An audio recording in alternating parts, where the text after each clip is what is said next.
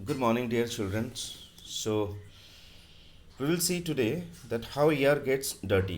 मतलब कि हवा कैसे गंदा हो जाते हैं. Air is a mixture of gases. बहुत सारा गैसेस का मिक्सचर होता है ये हवा. But it has small bits of solids floating in it. इसमें सॉलिड थिंग्स भी होते हैं जो बहुत छोटा छोटा होते हैं.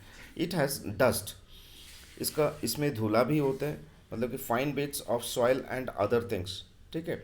And tiny bits of plants, और छोटा छोटा बिट्स भी होता है प्लांट्स का. The air above villages and towns also has smoke and suit. ठीक है. विलेज और टाउन के ऊपर जो हवा बहते हैं उसमें भी स्मोक भी होते हैं, सूट भी होते हैं. Smoke forms when we burn something. Smoke तब रेडी होते हैं जब हम लोग कुछ जलाते हैं. Wood and coal fires give out smoke. जैसे कि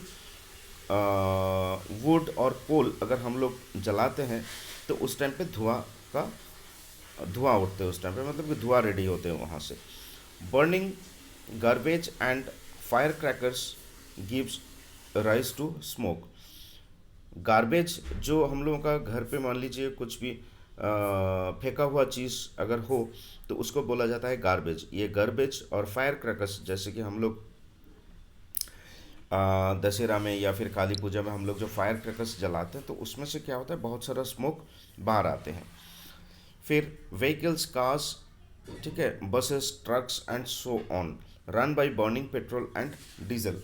क्या होता है, व्हीकल्स जैसे कि कार हो गया, बस हो गया, ट्रक हो गया, ठीक है, ये तरीके का जितने भी मतलब कि कोई भी व्हीकल हो वो लोग क्या करते हैं, वो लोग पेट्रोल और डीजल जला के फिर ये सब चलते हैं. और बाकी मशीनरीज भी बहुत सारा है, जैसे कि कुछ मतलब कि ट्रेन इंजन्स भी होते हैं, इसमें बहुत सारा ऐसा है, जैसे वेसल्स है, शिप्स है, ये सारा आपका डीजल और पेट्रोल से चलते हैं. और ये सब जब जलते हैं तो क्या होता है, उसका भी जो स्मोक है वो स्मोक जाके ये हवा में मिलते हैं और उसी हिसाब से हवा गंद होते हैं, मतलब कि ख़राब हो जाते हैं. They to give out smoke and so do factories where fires and lead to heat और मेल्ट थिंग्स. मतलब कि जो फैक्ट्रीज भी होते हैं, बड़े बड़े फैक्ट्रीज, वो सारे फैक्ट्रीज में भी धुआं रेडी होते हैं और वो धुआं क्या होता है, जाके हवा में मिलते हैं और हवा इस तरीके से आहिस्ता आहिस्ता गंदगी फैलाते हैं. हवा मतलब कि गंदा हो जाते हैं.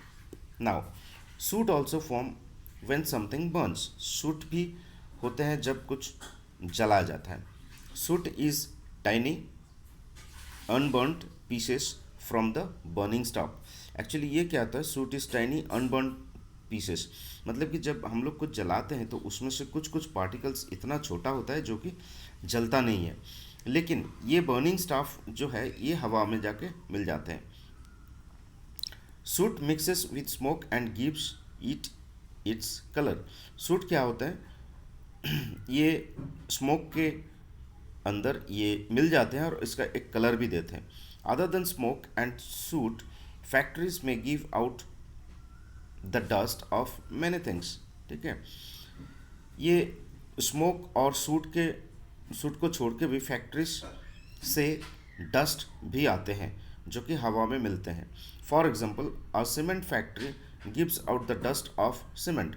सीमेंट फैक्ट्री में क्या होता है कि जो डस्ट होता है वो पार्टिकल्स भी जाके हवा में मिल जाते हैं. Smoke, soot and dust make air dirty and when we breathe in dirty air we get all kinds of diseases.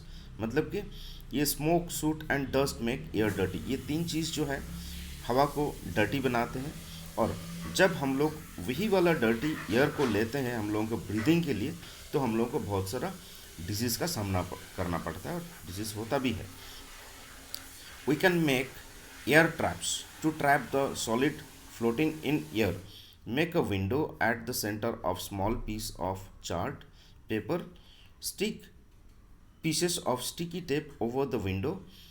You can hang this air trap with the help of a string. ठीक है, ये जो दिखा जा रहा है. Make 2 or 3 air traps.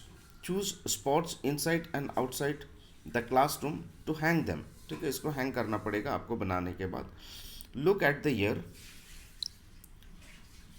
Traps carefully after a day. You can use a hand lens if you have one. Discuss what you see. Is the air outside the classroom dirtier than the air inside? ये लगाने के बाद आपको पता लगेगा कि classroom के अंदर और क्लासरूम के बाहर जो एयर चलता है कौन सा इसमें ज़्यादा डर्टी है, क्लासरूम का अंदर का एयर या क्लासरूम का बाहर का एयर. ओके, तो next day we will see how can we keep the air clean. ये तो हो गया, हम लोग देखते हैं कि हवा कैसे डर्टी होता है. नेक्स्ट दिन हम लोग देखेंगे कि हवा को क्लीन कैसे किया जाता है. Okay, so far you do this much. The next we will see in the next class. Have a great day.